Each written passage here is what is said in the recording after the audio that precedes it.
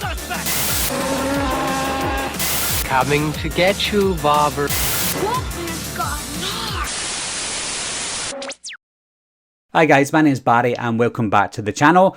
This video is all about the spoilers for Scream. Now I couldn't talk about any of the spoilers in my non-spoiler review, so this isn't going to be a movie review. This is going to be just talking about the things that I missed out in my movie review because I couldn't add them in there. There was quite a lot to talk about, so we're going to talk about it in this video. If you've seen the movie, then continue watching. If you haven't seen the movie, I'm pretty sure if you're watching this video, you don't care about spoilers. So first of all, Tara survives the attack at the beginning of the movie, and that is very surprising because nobody survives the first attack in a Scream movie. So this is the first time that's happened, so that's very suspicious straight away. Now I'm not saying it's suspicious because I think Tara's maybe one of the killers. There are some scenes that try to make you feel like she's got something to do with it, but I was more suspicious in the fact that she was meant to survive because the killers wanted Sam, her sister, to go back to Woodsboro, and we find out, and it's very surprising as well, that we find out that Sam is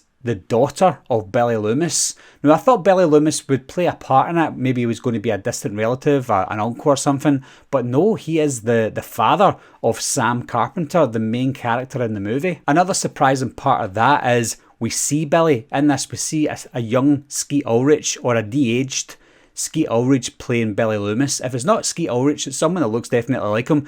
But if it is Skeet Ulrich, I think the de-aging wasn't great, to be honest. And I think if I saw him one or two times, it would be acceptable. But we see Billy Loomis quite a lot throughout this film. I'm not saying it's off-putting to the point where I didn't like it. It was just off-putting because I think maybe a little subtle hint of seeing him a couple of times was just enough. But seeing him more and more was kind of off-putting. But I think, and I've mentioned this in my movie review, they maybe want to branch out in making more Scream movies because Sam, she's not the killer in the movie obviously, but she's a survivor and she is basically Billy Loomis's daughter, so she's probably got something in her that will make her snap eventually. Maybe she'll snap in future movies if she does come back, but I think that's maybe why they're showing Billy Loomis, because it is his daughter after all. Like daughter like father, or like father like daughter, as they say. We've then got Mindy and Chad. They are twins and they're the nieces and nephews of Randy. And I think there was rumours that Randy's sister was going to be in this movie, Martha, and she was in it, but she was only in it briefly. She's younger than me in real life. No, she's not. I think she's a year older than me in real life, and she looks a lot older in this movie. I don't know if they tried to make her look older. I don't see why they would or should.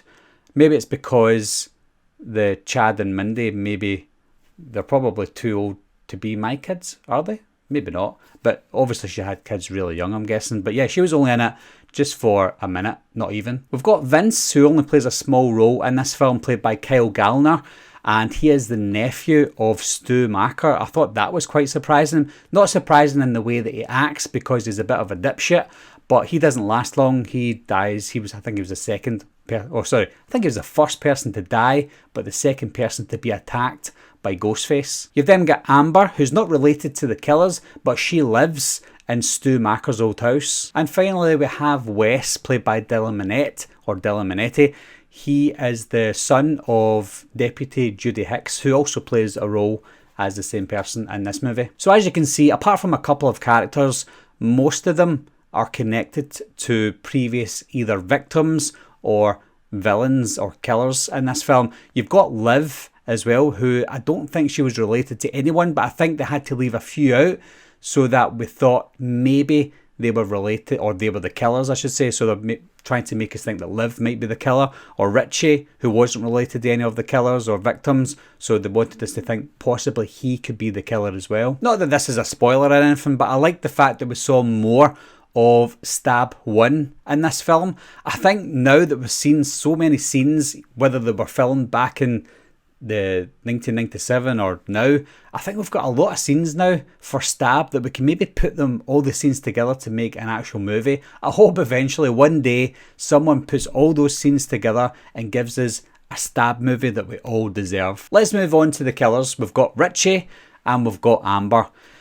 Now, that's probably the most disappointing part of this film for me. I'm not disappointed that those two were the killers, but I'm disappointed that those two were probably the most obvious killers for me personally. Now, I had everyone as the killer at one point, as most of us do, but I had Richie and Amber as the killers for most of my thoughts throughout the entire movie. As soon as those two met each other in the hospital and they're talking to each other, the way they looked at each other, I don't know what it was.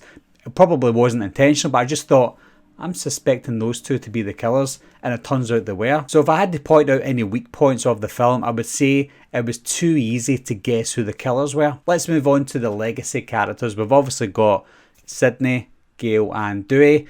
We've obviously got Judy Hicks as well, but Dewey is the one to die in this film. It was quite an emotional scene for me, because I obviously grew up as a kid watching Dewey in Scream 1, 2, 3, 4, now Scream 5 or Scream 2022, and seeing him die it was disappointing, but it was understandable because legacy characters have to die at one point. If I had to choose, I would probably choose either Sydney or Gail to be the one to perish, but those two survived, but Dewey was the one that got killed. Now, it was disappointing and emotional at the time, not knowing who the killer was at the time, but then finding out that it was actually Amber who was the one to kill Dewey. That was even more disappointing, because the things that she was able to do in that scene was so unrealistic. Now, I'm not saying a female or a small person, boy or girl, couldn't do the things that she done. Out of all the things that Dewey survived throughout the first 4 movies, I think it was a little unjust for his character to die in that manner by that type of character. But he did go out like a champ, and I will always respect Dewey for that. I think Judy's death was a sad one too. Now, I expected Judy to die in the film, but I think the way she died and the way she went out trying to protect her son, racing back to that house to make sure her son was safe, I think it was a heroic way to die. I remember saying to my wife at that point where she died and then we saw Wes walking around the house, I said to my wife, if he doesn't die in this scene, he's one of the killers. But he did die, so I took him off my kill list. Like I said in my movie review, guys, overall, I actually really like this film. I probably love it more than I liked it. I've still to rank all the movies, but I'll do that later on. But yeah, it's a movie that I think Wes Craven would have been proud of. And in fact, if I didn't know that Wes Craven didn't pass away, or if he didn't die, and I didn't know who directed this film, I would probably guess it was Wes Craven, because it felt like an original Scream movie. Didn't feel out of place. It didn't feel like 2 people came in and directed it and took over.